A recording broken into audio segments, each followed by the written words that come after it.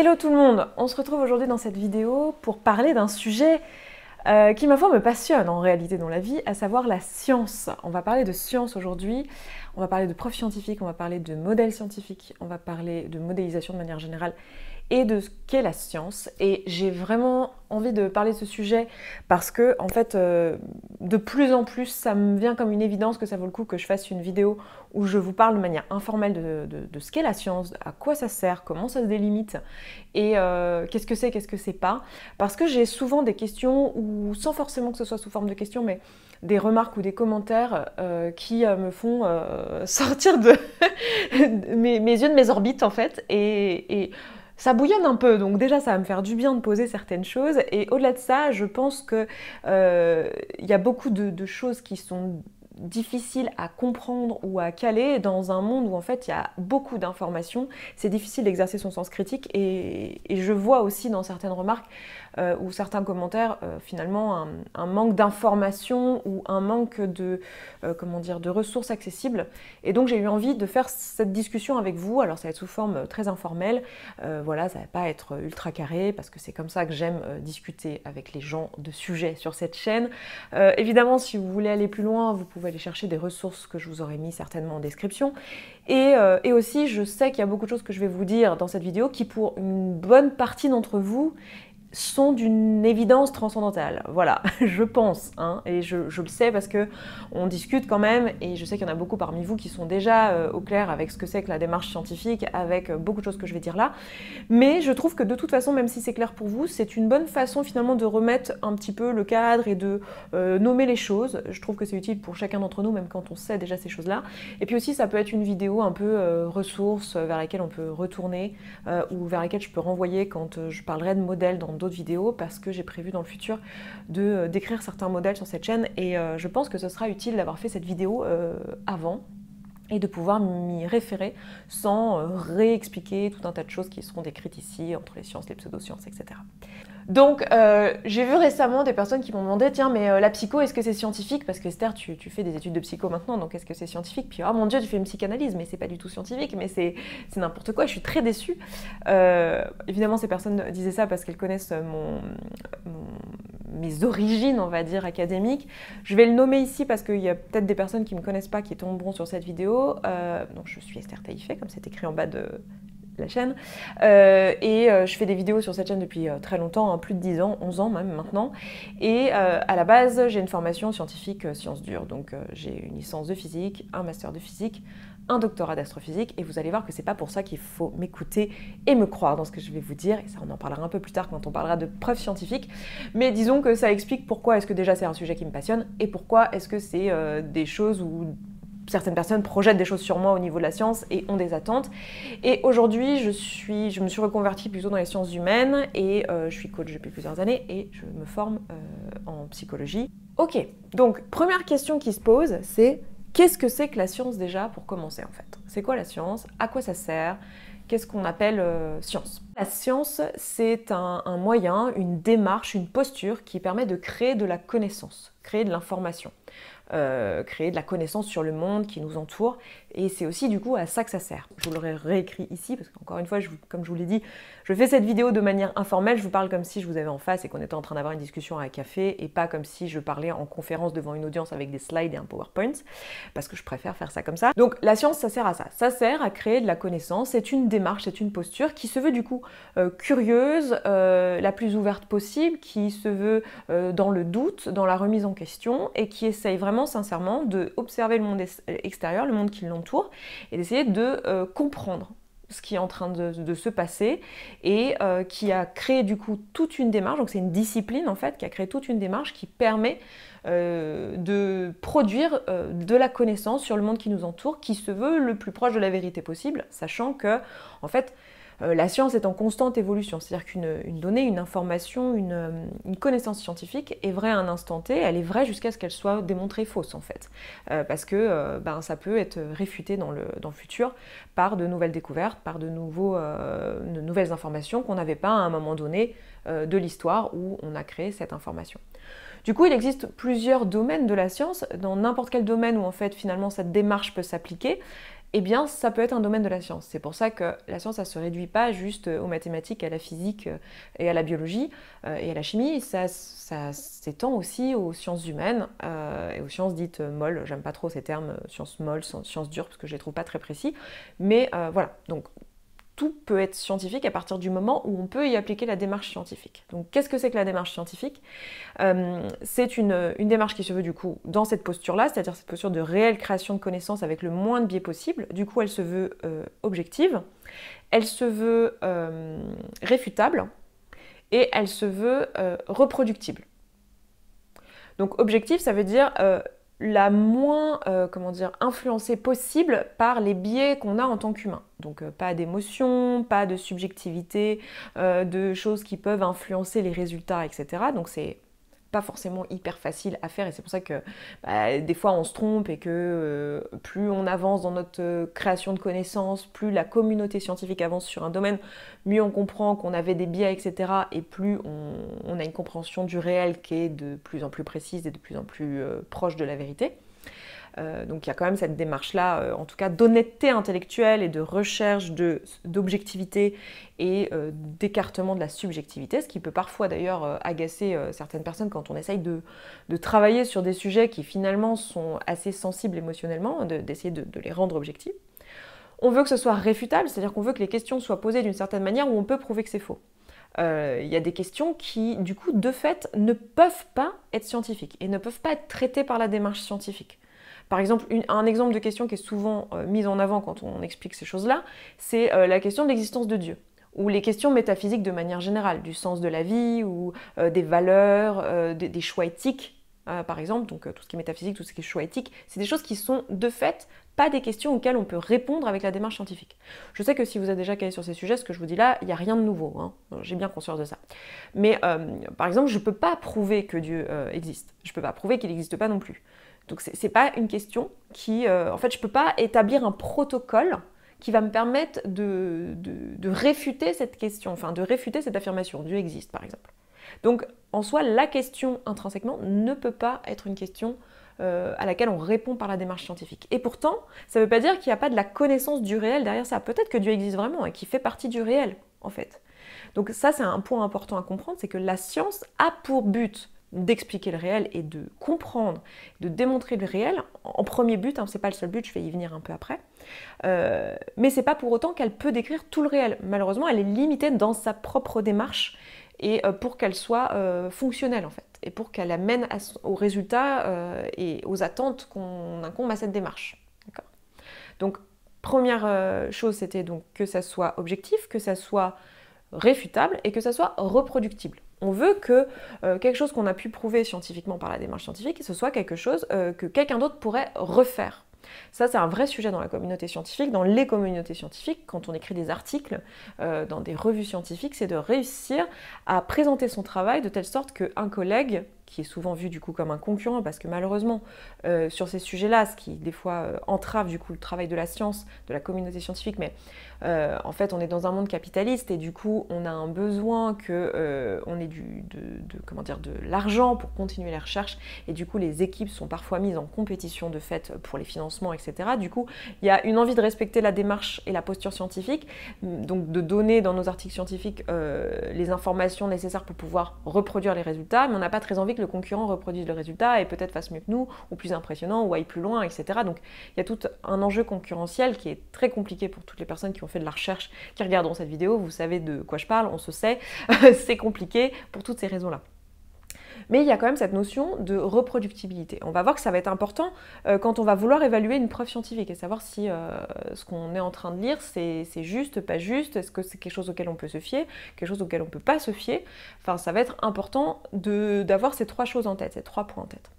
Du coup, ça nous amène à une démarche, si on la vulgarise et si on la simplifie, c'est quelque chose dont je vous parle souvent, dont je parle dans mon livre et que j'applique du coup aux sciences humaines aussi, qui est cette démarche de, ok, j'observe le monde, je réunis de l'information autour de moi, j'en déduis en fait des hypothèses, je fais des hypothèses sur le monde à partir de mes observations. Ensuite, j'établis un protocole, une démarche expérimentale pour essayer de prouver mon hypothèse ou au contraire de réfuter mon hypothèse. Et dans tous les cas, que j'ai prouvé ou réfuté, c'est un résultat scientifique. C'est-à-dire que c'est de la connaissance que j'obtiens sur le monde. Je fais une hypothèse et il s'avère que mon expérience donne que cette hypothèse est fausse. Donc je m'assure que dans mon expérience, j'ai bien enlevé, j'ai été le plus objectif possible, c'est-à-dire que j'ai enlevé un peu tous mes biais, à la fois dans la manière dont je me suis posé la question, mais aussi j'ai enlevé tout ce qui pouvait, avoir avoir des influences finalement sur mon protocole et donc fausser mes résultats et me donner un résultat qui ne répond pas à ma question de départ, parce que ça c'est un vrai enjeu. Et donc j'essaye de faire une démarche la plus propre possible en choisissant bien mes variables, en choisissant bien ce que j'observe et en critiquant et en ayant le maximum conscience de mes limitations pour pouvoir arriver à une conclusion. Et à partir de cette conclusion, je peux soit valider mon hypothèse, soit la réfuter. Et du coup, ça me permet de passer à l'étape suivante de ma démarche scientifique, qui est de recommencer en fait. Mes nouvelles informations que je viens d'avoir avec mon expérience, c'est des informations supplémentaires que je vais pouvoir utiliser dans mes observations du réel pour faire de nouvelles hypothèses pour la suite et pour recommencer cette démarche. C'est en ça que c'est une démarche qui est itérative. C'est ça qui est important de comprendre, c'est que la démarche scientifique, c'est une démarche itérative où on construit de la connaissance progressivement bâtie sur ce qui est déjà acquis avec la démarche scientifique. Ok, donc à quoi ça sert? On a dit à créer de la connaissance. En soi, c'est intéressant tout seul, juste si vous êtes comme moi, quelqu'un de curieux qui a envie de comprendre le monde qui l'entoure, c'est intéressant de comprendre juste pour la beauté de la compréhension, la beauté intellectuelle du truc. Mais ça sert aussi à d'autres choses. Ça va nous servir, le fait de comprendre le monde et de créer de la connaissance sur le monde, ça va nous permettre de faire des prédictions. Par exemple, comprendre comment fonctionne la météorologie, par exemple, c'est intéressant, ça nous permet de prédire la météo et de savoir si on envoie des fusées, si on envoie des avions, comment on les envoie, dans quelles conditions, c'est utile. Ça va nous permettre aussi de prendre des décisions éclairées parce qu'on a les informations, vu que ça crée de la connaissance sur le monde réel, ça va nous permettre de prendre des décisions en connaissance de cause, et ça va nous permettre de résoudre des problèmes du quotidien, de trouver des solutions grâce à cette démarche-là. Ok, jusque-là, je pense que tout va bien et que c'est à peu près clair. Là où on commence à avoir un problème, c'est ok, est-ce que du coup, en psychologie, pour ce qui nous intéresse nous, c'est-à-dire en sociologie, en psychologie, dans toutes ces questions autour de l'humain, du coup, est-ce que c'est scientifique? Est-ce que ce sont des disciplines finalement qui sont scientifiques? Et est-ce qu'on peut du coup s'appuyer dessus? Alors déjà, il y a quelque chose que je veux clarifier avant, c'est que c'est pas parce que quelque chose n'est pas scientifique que c'est pas intéressant et qu'il n'y a pas de l'information utile dans ce qui est en train d'être dit. C'est juste que ça va être important de faire la distinction entre quelque chose qui est prouvé scientifiquement de quelque chose qui ne l'est pas. Il y en a un, c'est de la connaissance, il y en a un, c'est des choses sur lesquelles on peut s'appuyer, qui sont a priori la vérité pour l'instant, c'est-à-dire du consensus scientifique et de ce qui a été testé et reproduit, etc., en fonction du niveau de preuve scientifique, on sait que ça a de très très bonnes chances d'être vrai et que c'est très très peu probable que ça ne le soit pas. On dit jamais, on ne peut jamais affirmer en science, mais par contre, on peut avoir quand même une bonne idée. Et ça va être important de savoir ça, qu'en fait, c'est pas une histoire d'opinion. Il y a des choses qui sont prouvées scientifiquement, puis il y a des choses qui ne le sont pas. Alors le problème, c'est que quand il y a des choses qui ne le sont pas, c'est pas pour autant qu'elles sont fausses, c'est pas pour autant qu'elles sont inutiles, c'est pas pour autant qu'elles sont inintéressantes. Le seul problème, c'est que parfois, on les oppose à des choses qui sont prouvées scientifiquement en faussant le débat et en faisant croire que le débat est sur une question d'opinion, une question de croyance, une question de dogme. Je vais vous donner un exemple tout simple, qui est la question de l'homéopathie, par exemple. Question controversée, mais qui en fait ne l'est pas tellement. C'est-à-dire que l'homéopathie, d'un point de vue juste des démarche scientifique, ça ne marche pas. C'est-à-dire que la posologie des éléments actifs qui sont dilués dans ces petites gélules, etc., qui se trouvent dans ces petits trucs d'homéopathie, en fait, n'ont pas d'effet physiologique sur le corps. Voilà, c'est tout. Ça a été prouvé scientifiquement, ça a été reproduit en termes de résultats. On en est à peu près sûr aujourd'hui, d'un point de vue scientifique. En fait, c'est pas juste de dire intellectuellement oui, écoute, moi je veux pas entendre parler de ta science parce que moi je crois à l'homéopathie et toi t'es dans tes dogmes de croire en la science et moi je crois en l'homéopathie. En fait, opposer les choses comme ça n'a pas de sens d'un point de vue juste raisonnement. Parce qu'il se trouve que l'homéopathie, on a pu prouver que ça ne marche pas d'un point de vue posologie. Par contre, on voit bien que les personnes qui prennent de l'homéopathie et à qui ça sert sont contents, en rachètent, continuent à utiliser, ça a l'air de leur faire du bien et en tout cas ça leur fait pas de mal. Donc dans les faits et dans le monde réel, il n'y a pas de contre-indication à utiliser de l'homéopathie. Là où c'est problématique, c'est si on pense que c'est scientifique et qu'on pense que les ingrédients qu'il y a dedans fonctionnent. Alors qu'en fait, c'est pas le cas. Il y a certainement d'autres effets, notamment l'effet placebo, qui sont en jeu ici. Et c'est important de le savoir, en fait. Et de savoir que, en fait, oui, tu as le droit de croire à l'homéopathie, mais ça ne changera rien au fait que ça ne marche pas. Tu vois ce que je veux dire? Et que c'est scientifique et que c'est pas, comment dire, c'est pas dogmatique la science, en fait. La science passe son temps à se remettre en question et à chercher à prouver qu'elle est fausse. Enfin, je veux dire, c'est pas pour te faire chier, tu vois. C'est pas, voilà, comme les questions de la Terre est plate, par exemple. Autre sujet, la Terre est plate, voilà, c'est, bon, pareil. Scientifiquement, ça a été prouvé, redémontré, encore et encore et encore, et c'est pas une religion contre une autre, c'est pas la science contre les platistes, vous voyez? Parce que la science n'est pas une religion, c'est pas dogmatique, ça n'a pas pour objectif de nourrir des concepts et des préceptes et des idéologies, en fait. C'est pas de ça dont il s'agit.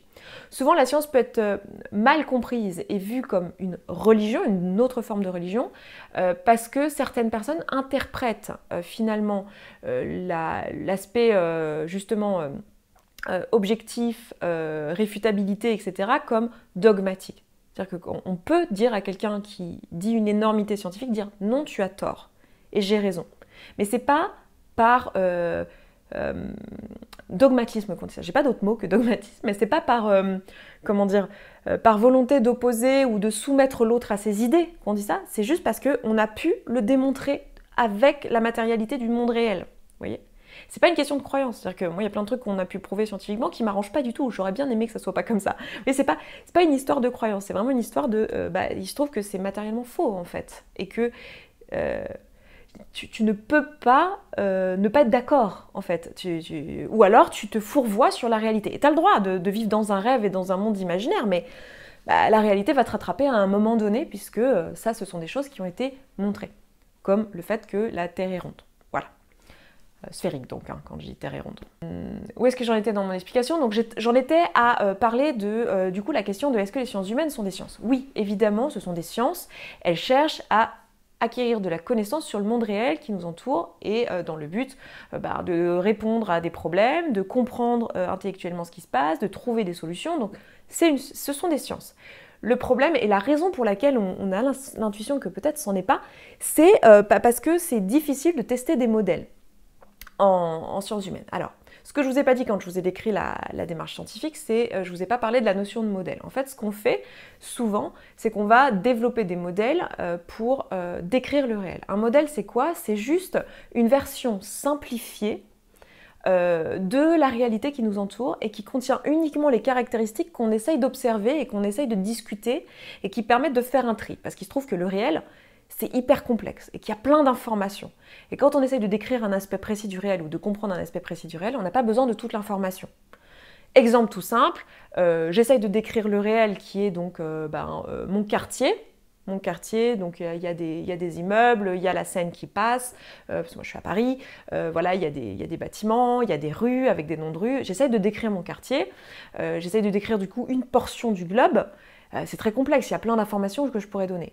Bon, je vais modéliser mon quartier sous forme d'une carte géographique, comme vous en avez tous vu, comme Google Maps, comme n'importe quelle carte que vous avez. Ça, c'est juste un modèle du réel. La carte n'est pas la réalité de mon quartier. La carte n'est pas le territoire. C'est juste un modèle de mon quartier. Modèle simplifié. Parce que mon quartier, c'est pas plat déjà. On est bien d'accord que c'est pas plat, c'est en 3D, c'est pas à la bonne taille. Enfin, on voit bien que les rues, là, sur mon dessin, sur ma carte, elles sont bien plus petites que ce qu'elles sont dans la vraie vie. Donc, elles n'ont pas toutes les caractéristiques du réel, mais elles ont les caractéristiques que j'essaye de décrire et dont j'ai besoin pour me déplacer dans mon quartier. À savoir, quelles rues sont parallèles, quelles rues sont perpendiculaires, est-ce qu'il faut que je tourne à droite, à gauche, est-ce que, le nom des rues, l'emplacement de la Seine, l'emplacement des arrêts de métro, etc. Ce qui sont les informations de la réalité dont j'ai besoin pour me déplacer et que du coup j'ai modélisé sous forme d'une carte parce que il y a juste les informations dont j'ai besoin. Par exemple, j'ai pas l'information du dénivelé sur ma carte. Sur une carte classique, je parle de la ville. Voilà. C'est pas une information que je mets sur la carte parce que j'en ai pas besoin a priori pour me déplacer. Voilà. Il y a des cartes où il y a ça, vous avez déjà vu ces cartes avec des niveaux pour les cartes. Si vous êtes randonneur ou quoi, vous avez déjà eu ce genre de carte. Bon L'exemple de la carte, c'est un bon exemple de ce qu'est un modèle. Par exemple aussi, un modèle miniature d'un avion, c'est un moyen de représenter l'avion, la taille de ses ailes, les proportions, mais on est bien d'accord que ça ne représente pas tout ce qu'est un avion. Ça ne décrit pas l'entièreté de ce qu'est un avion. C'est beaucoup plus léger, c'est les bonnes proportions, mais c'est pas les bonnes tailles. Voilà, ça n'a pas pour objectif de décrire tout le réel, mais seulement certaines caractéristiques du réel. Peut-être que c'est même pas la bonne couleur. Vous voyez ce que je veux dire. Donc déjà, c'est important de comprendre qu'un modèle n'est pas la réalité et ne se veut pas. C'est pas le but que ça soit la réalité. Le but, c'est de simplifier la réalité pour pouvoir la décrire et pouvoir tester. Quand je vous parlais de la démarche scientifique tout à l'heure, dans la partie où je vais faire une hypothèse et que je vais essayer de tester mon hypothèse, souvent on a besoin d'un modèle pour pouvoir tester cette hypothèse. Le bon exemple en astrophysique, par exemple, c'est que la réalité fait qu'on ne peut pas tester les choses en laboratoire pour de vrai. Je veux dire, je ne peux pas, demain, si j'ai envie de tester comment fonctionne un trou noir et tester des hypothèses sur le fonctionnement d'un trou noir, je vais être obligée d'utiliser un modèle numérique parce que je ne peux pas, dans mon labo, dans mon garage, tester un trou noir en fait. Alors je peux peut-être tester des trucs avec des particules sur des aspects du trou noir, mais je ne peux pas tester l'entièreté du trou noir. Donc je vais le faire avec un modèle numérique par exemple. Mais évidemment, ce modèle numérique n'est pas le réel. C'est une version simplifiée du réel qui teste que certaines hypothèses et du coup, j'ai pas toutes les informations. Donc c'est à moi en tant que scientifique de, quand je formule mon hypothèse, m'assurer que en fait, mes limitations de mon expérience vont me permettre de répondre à la question que je me pose. Parce que des fois, c'est pas le cas. En sciences humaines, c'est la même chose. On fait des modèles, mais parfois, on ne peut pas les tester dans le monde réel, ou pas entièrement, ou qu'une partie. Pour des raisons, soit parce que c'est pas possible, genre par exemple dans mon exemple d'astrophysique, là c'est juste pas possible matériellement, puis des fois on ne se l'autorise pas pour des raisons éthiques. Une question simple en sciences humaines qui est très caractéristique de ça, c'est la question de l'inné et de l'acquis. Savoir si, je sais pas, par exemple, est-ce que l'introversion, par exemple, c'est de l'inné ou de l'acquis ? Le problème, c'est que pour savoir ça, si je voulais vraiment le tester avec la démarche scientifique, il faudrait mettre un bébé dans une cage en étant privé de son environnement et du monde extérieur et tout, pour m'éviter les interactions avec le monde qui pourraient du coup fausser mon expérience, puisque dès lors que je fais ça, je peux plus me poser la question de l'inné et de l'acquis, puisqu'il y a eu des choses qui sont venues influencer et donc créer de l'acquisition. Donc, vous voyez, éthiquement, on ne peut pas faire ça. Puis même, c'est même pas sûr que ça fonctionnerait aussi parce qu'il y a d'autres facteurs. Enfin bref. En fait, le problème, c'est qu'il y a plein de choses qu'on ne peut pas tester avec la démarche scientifique, pas parce que les questions elles-mêmes ne sont pas scientifiques, pas parce que notre posture n'est pas scientifique, pas parce que la discipline n'est pas scientifique, mais parce que le réel est très complexe, tout simplement. Et que des fois, on n'a même qu'une seule petite partie de perception du réel. C'est quelque chose qui est très vrai en astrophysique, pour le coup, qui est mon domaine de compétence initiale, où en fait, des fois, les gars, on aimerait bien comprendre, mais on a 3 pixels sur une photo. Donc en fait, les gars, on n'a pas grand-chose comme information. Donc on peut pas glaner assez d'informations pour pouvoir faire des modèles un peu plus poussés. En sciences humaines, c'est la même chose. Des fois, on n'a pas l'information, on ne sait pas. Donc il y a plein de choses pour lesquelles, effectivement, on va créer des modèles, c'est-à-dire on va faire des suppositions de qu'est-ce que pourrait être le réel, on va modéliser le réel sans pouvoir tester si c'est vrai ou pas. Et oui, et ça amène à plein de disciplines. Il y a plein de choses en sociologie qui sont comme ça, il y a plein de choses en psychologie qui sont comme ça. Ça ne veut pas dire que c'est pas de la science, ça veut juste dire que le niveau de preuve scientifique est assez bas sur certains sujets. Et après, il y a certaines choses qui ont été testées, des petits bouts par des petits bouts. Il y en a qui ont été. Il y a quand même des protocoles, tout. En sciences humaines n'est pas comme ça, il y a quand même des choses qui peuvent être testées, et tout ce qui peut l'être, je peux vous assurer qu'il y a des gens qui planchent dessus et qui le testent et qui font de leur mieux pour faire avancer justement les connaissances pour lesquelles on a suffisamment un niveau de confiance du niveau de preuve scientifique suffisant pour pouvoir affirmer certaines choses. Mais c'est un travail en cours, quoi. Et c'est le cas de toutes les sciences, même les sciences dures qui paraissent pourtant plus scientifiques, parce que y a moins d'objectivité dans les questions. Parce qu'il n'y a pas toutes ces questions émotionnelles, humaines, facteurs humains, etc. Donc c'est plus facile d'avoir des questions qui sont reproductibles, enfin qui se positionnent d'une manière où ça va être facile d'avoir un résultat reproductible, etc. Donc il y a vraiment quelque chose que je voulais vous dire là qui est important et dont je vais me servir pas mal dans de prochaines vidéos, c'est que le but d'un modèle n'est pas de décrire toute la réalité. Souvent, on vient me voir et on me dit « Ouais, mais ton modèle là, regarde, pour tel truc, il marche pas. » Oui, mais on s'en fout, en fait. C'est pas parce que pour tel truc, il marche pas que le modèle est faux. Des fois, oui, des fois, effectivement, on essaye d'affiner nos modèles, de prendre en compte des choses qu'on n'avait pas vues, des rétroactions qu'on n'avait pas modélisées. Il y a des aspects du réel qui méritent d'être inclus dans le modèle. Mais il y a plein de fois où, en fait, c'est des choses qu'on modélise pas. C'est comme venir voir quelqu'un et dire non mais ta carte, c'est n'importe quoi, ça marche pas ton truc, tu vois bien que les rues, elles font pas 3 cm. Donc ton modèle il est faux, donc ça sert à rien, je m'en occupe pas. C'est pas vrai, la science c'est de la merde. Ah non, vous voyez bien que c'est pas très cohérent, c'est pas très honnête intellectuellement. Parce qu'on est à côté de la plaque. Mais je comprends que parfois ce soit pas si simple en fait d'avoir cette conscience-là. C'est pour ça que je fais cette vidéo aussi, c'est pour en discuter et délimiter ce qu'est la science et ce qu'elle n'est pas. Et aussi son côté, comment dire, très humble en fait. Hein. La science, elle essaye juste, enfin il n'y a pas d'enjeu égotique là-dedans. Le but, c'est juste d'essayer de comprendre le monde réel qui nous entoure. Ce qui m'amène au dernier aspect que je voulais mentionner dans cette vidéo, qui est la notion de la preuve scientifique. Qu'est-ce qu'une preuve scientifique? Comment on sait qu'un truc est vrai ou pas? Parce qu'en fait, nous, on est assez embêtés. Enfin, je veux dire, on ne peut pas être expert dans tous les domaines et se dire, ok, à chaque fois que je rencontre quelque chose qui pourrait être prouvé scientifiquement ou pas, il faut que je sache si, effectivement, il n'y a pas des aspects du modèle qui ne prennent pas en compte des aspects d'irréel qui devraient être pris en compte pour que ce qui est affirmé, ça soit cohérent. Moi, si ce n'est pas mon domaine, voilà, je ne peux pas être expert en tout. Donc comment je fais pour savoir si l'information que je suis en train de rencontrer, elle est scientifiquement vraie ou pas? Ou elle est scientifiquement, vraie, c'est pas le bon mot, vous avez compris, mais elle est scientifiquement cohérente et solide ou pas? Est-ce que je peux m'appuyer sur cette information?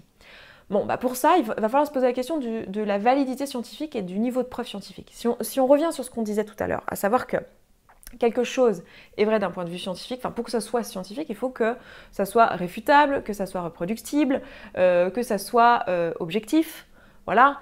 Donc on va se poser la question, est-ce que c'est quelque chose qui est blindé de subjectivité et d'interprétation? Par exemple, l'astrologie. Est-ce que c'est subjectif et blindé de ce... Bon, oui. Il y a des choses comme ça aussi, moi, des fois, qui me font me sortir de mes gonds. Alors, le coup de la Terre est plate, mais il y a aussi un truc dans les domaines un peu scientifiques, pas scientifiques justement, spirituels et parfois pseudo-scientifiques. Bon, toute la question autour de la physique quantique, moi, ça me rend chèvre, mais j'avais déjà fait des vidéos à propos de la physique quantique et la pseudo-science, donc je vous les mettrai ici. Il y a certainement des choses que je dis là, d'ailleurs, que je dois répéter dans ces vidéos. Voilà, c'était il y a quelques années, je ne les ai pas revues depuis, mais je suis sûre que ce que j'ai dit dedans est très bien, donc je vous renvoie à ces vidéos-là, j'en avais fait 2. Et récemment, là, ces dernières années, il y a beaucoup cette histoire de quand on est une femme, le cycle de la lune, l'eau du corps, l'eau de la lune, les marées.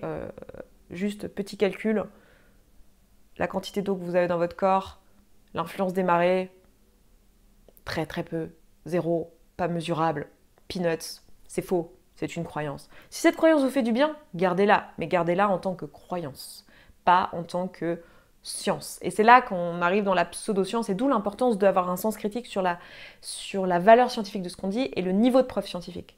Et souvent, le problème de la pseudo-science, c'est qu'elle va utiliser des termes scientifiques, hein, mécanique quantique, l'eau, les marées, enfin voilà, tout un langage scientifique pour parler de choses qui en fait ne le sont pas. Et c'est là que c'est problématique parce que ça induit en erreur. C'est pas que c'est problématique tout court que ça existe. Je veux dire, les croyances, les dogmes, les religions, tout ça, c'est utile, ça sert à l'humain pour plein de raisons. J'en ai aussi déjà parlé, puis j'en reparlerai dans le futur, mais c'est quelque chose d'utile. Mais c'est juste que c'est pas de la science et que ça ne décrit pas le réel d'une manière où on est à peu près sûr que c'est vrai, ou en tout cas, c'est actuellement le mieux qu'on ait pu faire. Ce qui est quand même pas la même chose en fait. Du coup, c'est pas la même information. Donc c'est important de faire cette distinction-là. Donc on va regarder le niveau de preuve scientifique. On va se dire, voilà, le truc le plus bas finalement, c'est l'expérience personnelle de personne. Voilà, moi, par exemple, voilà, j'ai remarqué qu'à la pleine lune, je dormais mal. Bah voilà, c'est la preuve que ça doit marcher. Bon, ça, c'est un niveau de preuve scientifique qui est zéro en fait, qui est très très bas. C'est juste l'expérience d'une personne, son interprétation personnelle. On voit bien que c'est assez subjectif. On voit bien que c'est pas... c'est assez peu reproductible. Je veux dire, je peux pas reproduire ce que tu as vécu, ce que tu viens de me dire. Puis bon, voilà, c'est basé sur l'expérience d'une personne. Donc on va voir tout en bas, dans le niveau de preuve scientifique, l'expérience de personnes, d'individus. Ça veut pas dire que c'est pas utile, ça veut pas dire que ça peut pas d'autres choses. Avoir l'expérience de quelqu'un d'autre, ça peut être instructif, ça peut nous permettre de créer du lien, nous connecter, adhérer à certaines croyances, du coup former des groupes, être d'accord sur certaines choses, avoir des idées communes, avoir des valeurs communes. Tout ça, c'est utile. C'est juste que c'est pas de la science. D'accord ? C'est juste ça que j'ai. C'est hyper important pour moi de bien faire cette distinction. Ensuite, un peu plus haut, on va dire, dans la confiance, il va y avoir les avis d'experts. Et j'ai fait exprès en début de vidéo de me présenter en tant qu'expert des sciences pour vous amener à ça. Un expert, pareil, c'est un niveau de preuve scientifique assez bas finalement. L'avis d'une personne qui est experte dans le domaine, ça va être assez bas en termes de confiance dans la preuve scientifique parce que c'est pas pareil, c'est sûrement un peu subjectif, c'est pas hyper reproductible, puis vous avez déjà dû vous en rendre compte. Vous allez avoir tout et son contraire, vous me le dites souvent dans l'alimentation où en fait il y en a qui disent mais non, le gras c'est ça le problème dans l'alimentation, si on veut être mince. Ah non, non, non, c'est le sucre. Enfin voilà, des avis d'experts comme ça va pas être hyper utile pour vraiment avoir la connaissance juste et avoir une information qui correspond à ce qu'on sait actuellement collectivement grâce à la science. Par contre, ça va être utile dans un autre objectif. Par exemple, ça va être utile d'avoir un avis d'expert pour vous expliquer, vous vulgariser, parce qu'un expert, a priori, il va avoir lu sur le sujet, donc normalement, il ne dit pas trop de bêtises. Alors, il peut se tromper comme n'importe quel humain, mais il va évidemment vous parler depuis son biais, donc c'est en ça que ce n'est pas une preuve scientifique de très haute valeur, mais par contre, il va vous permettre de réunir à un endroit et de vulgariser à un endroit toute l'information qu'il a pu avoir à travers son expérience, à travers ses lectures et à travers ses compétences. Donc c'est quelque chose d'utile, mais c'est juste pas un très haut niveau de preuve scientifique. C'est mieux que l'expérience de Marie-Clotilde qui a observé la couleur de ses règles en fonction de la pleine lune ou voilà. Ok, c'est mieux, mais c'est pas le mieux. La notion aussi de article scientifique, ça c'est quelque chose de super important. Après, donc l'avis d'expert, on va dire qu'on a l'article scientifique, à différencier d'un article tout court. C'est-à-dire que vous allez avoir sur Internet beaucoup de gens qui vont s'exprimer sur la science et où il va y avoir un niveau de preuve scientifique assez bas finalement. Ça va être juste un avis d'expert retraduit dans un article, ou parfois ça va être un article qui n'est pas revu par des pairs. Ça va être un article, si vous voulez, en science, ce qui se passe quand vous publiez dans un journal scientifique, vous êtes, vous, expert, vous parlez en votre nom et au nom de l'équipe en général, vous êtes plusieurs à travailler sur un projet, vous déroulez votre propos, est-ce que votre démarche scientifique que vous avez fait, vos hypothèses, votre protocole expérimental, les résultats que vous avez obtenus, les conclusions que vous en tirez, les limitations de votre travail, etc., etc., vous le remettez dans le contexte scientifique actuel, vous le proposez à un journal scientifique, et ce que fait le journal scientifique, c'est qu'il va l'envoyer à des pairs, c'est-à-dire à d'autres personnes de votre domaine qui sont anonymes, pour pas qu'il y ait des histoires de, justement, ce que je vous disais un peu plus tôt dans la vidéo, de « ouais, mais c'est le labo concurrent, donc ils vont vouloir saboter mon travail, machin ». Non, on ne sait pas qui produit quoi. Alors, des fois, on s'en doute parce que chaque scientifique a un peu son style. On a beau essayer d'être objectif, on a parfois du mal à l'être entièrement. Il y a forcément un peu de notre humanité dans le travail qu'on fait. Mais disons qu'on essaye d'être fair-play, on est tous là pour la science. Et donc, on va essayer de critiquer le travail des autres, de voir où est-ce qu'il y a pu avoir des erreurs. Et il va y avoir plusieurs personnes qui vont revoir un article scientifique. Alors, je ne sais pas si c'est pareil dans tous les domaines de la science, mais en astrophysique, vous avez au moins 2 peer reviews, c'est-à-dire 2 personnes expertes du domaine de labos différents qui doivent revoir votre article avant qu'il puisse être publié. En tout cas, dans Astronomy and Astrophysics, qui est l'un des principaux journaux dans lequel personnellement j'ai pu publier pendant ma thèse. Donc voilà, typiquement, ou dans Nature, c'est la même chose, qui est un grand journal aussi scientifique. Voilà, c'est au moins 2 experts. Donc voilà, puis il doit justifier ses réponses évidemment. Il ne doit pas dire « Ah non, moi je suis pas d'accord, au doigt mouillé, là comme ça, au pifomètre, je pense que c'est de la merde ». Non, il doit justifier évidemment ses réponses par la démarche scientifique aussi. Donc c'est beaucoup de travail pour la personne qui écrit l'article et pour les personnes qui travaillent sur la recherche qui est publiée, mais aussi pour les personnes qui revoient les recherches. Et ça fait partie du travail du chercheur que de faire des reviews des travaux de ses collègues et de ses concurrents. Voilà. Donc ça va être important quand vous regardez une information de vous assurer de sa provenance. Est-ce que ça vient d'un article d'un journaliste qui a juste interviewé un expert? Et dans ce cas, c'est intéressant, mais niveau preuve scientifique, ça mériterait que vous alliez vérifier ce qui a été dit, que vous regardiez les ressources. Et il y a de bonnes chances que l'expert, a priori, qui s'exprime d'ailleurs, a cité des ressources, ou a proposé des ressources, ou a donné des informations pour que vous puissiez aller chercher les ressources. Est-ce que c'est en fait quelque chose qui est tiré d'un journal scientifique et qui a subi des peer reviews, donc déjà c'est un niveau de preuve scientifique un peu plus élevé, mais est-ce que cet article, voilà, vous allez vous poser la question, est-ce que c'est un article isolé ou en fait apparemment le consensus scientifique et toute la communauté scientifique a l'air de plutôt aller dans le sens de quelque chose d'opposé, mais là il y a une étude isolée qui dit l'inverse. Dans ce cas-là, sens critique, est-ce que c'est juste qu'il y a des informations qui n'avaient pas encore été explorées, du coup c'est un aspect nouveau, il va falloir attendre qu'il y ait d'autres personnes qui reproduisent ces résultats pour voir si effectivement on est en train de changer de vision et que la science est en train d'évoluer dans ce domaine-là et qu'on fait des vraies avancées, ou est-ce qu'en fait non, il y a eu des erreurs dans cet article-là, ou il y a une erreur de raisonnement, ou il y a un aspect qui n'a pas été compris, ou c'était vrai, mais parce qu'il y avait un truc spécifique qui a été fait pour un type de population spécifique étudiée dans cet article, et en fait, c'est pas vrai pour le reste du domaine. Enfin, voilà, vous voyez, le genre de questions qu'il faut se poser. Et est-ce que aussi cet article, il a des biais?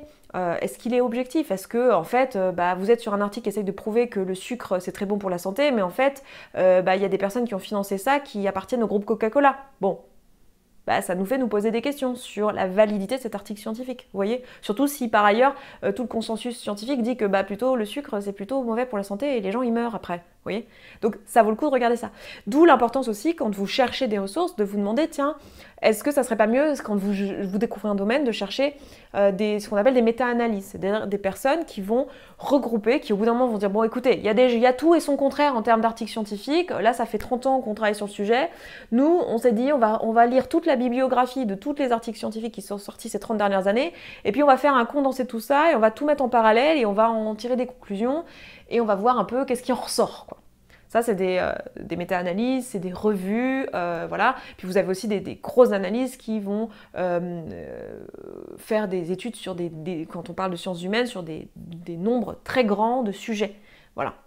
Et qui vont combiner plusieurs méthodes, qui vont regarder des sujets individuels pendant longtemps, mais qui vont aussi regarder beaucoup de gens pendant peu de temps, donc ils vont faire de la statistique, voilà, et qui vont regrouper plusieurs méthodes. Donc là, je vais rentrer dans des détails techniques dans lesquels j'ai pas envie de rentrer dans cette vidéo, mais en gros, ce que je veux vous dire, c'est que toute information n'a pas le même niveau de preuve scientifique. Et donc, quand on débute dans un domaine ou quand on cherche de l'information dans un domaine, si vous voulez regarder la validité scientifique de quelque chose, l'important, ça va être de regarder sa provenance, la provenance de l'information. Est-ce que déjà ça vient d'un article connoté positivement dans le domaine, ou est-ce que c'est un magazine lambda qui a juste interviewé des experts? Est-ce que c'est quelque chose qui est issu de méta-analyse? Toutes ces choses-là. Quand on ne sait pas, une bonne ressource que moi j'ai tendance à conseiller, c'est Wikipédia. Et là, je sais qu'il y a plein de gens, je me souviens des choses qu'on nous disait au CDI quand moi j'étais encore collégienne lycéenne. Alors, au CDI, nous, on avait Encarta, on n'avait pas encore Wikipédia, donc c'est un peu plus tard. Mais déjà à la fac, et moi, ce qu'on m'a demandé d'enseigner à la fac, d'ailleurs, quand j'ai enseigné ces cours-là à la fac, c'était de dire que Wikipédia, attention, il faut se méfier, c'est des gens lambda qui écrivent des trucs, il peut y avoir des conneries. Je suis pas d'accord avec ça, d'ailleurs, je le disais à mes élèves, à mes étudiants, je suis pas d'accord avec ça, dans le sens où aujourd'hui, Wikipédia, c'est une bonne ressource dans la mesure où, en fait, oui, effectivement, n'importe qui peut aller écrire n'importe quoi sur Wikipédia, mais d'ailleurs, il y a plein de petits malins qui s'amusent à écrire n'importe quoi sur Wikipédia et à chronométrer combien de temps ça reste. Parce qu'en fait, c'est tellement accessible à un grand nombre, en fait, on regroupe toute la connaissance de tout le monde, et du coup, une connerie reste pas longtemps écrite sur Wikipédia en réalité. C'est souvent corrigé, ou alors quand il y a des choses où on ne sait pas trop, c'est marqué qu'il manque de ressources. Attention, cette information-là, on estime qu'il n'y a pas assez de ressources pour valider cette idée-là. Voilà, elle n'est pas prouvée, etc. Donc moi, je trouve un bon point d'entrée pour pas rentrer dans de la lecture d'articles scientifiques qui n'est pas forcément quelque chose d'accessible à tout le monde. Je veux dire, déjà, il faut parler anglais, ce qui n'est pas le cas de tout le monde. Et après, il faut parler le langage de l'article scientifique. Et je comprends bien que c'est pas quelque chose d'accessible à tout le monde. Donc, si on veut quand même exercer son sens critique, je trouve que Wikipédia est une bonne première ressource. Et après, sinon, des experts, tout simplement, qui vous parlent du domaine. Et puis, de vous assurer que s'il y a des experts qui se contredisent, d'essayer, si c'est un domaine qui vous intéresse, de vous-même vous former pour aller chercher l'information qui vous intéresse et à grandir dans votre sens critique. Donc oui, les sciences humaines sont des sciences. Oui, parfois il y a des modèles qui sont utilisés en sciences humaines qui ne sont pas prouvés scientifiquement ou pas entièrement ou que certains aspects et qui mériteraient d'avoir plus de reproductibilité, qui mériteraient d'avoir plus d'informations, mais on ne peut pas parce que c'est difficile de décorréler certains aspects. J'ai peu développé là-dessus, mais des fois c'est hyper complexe.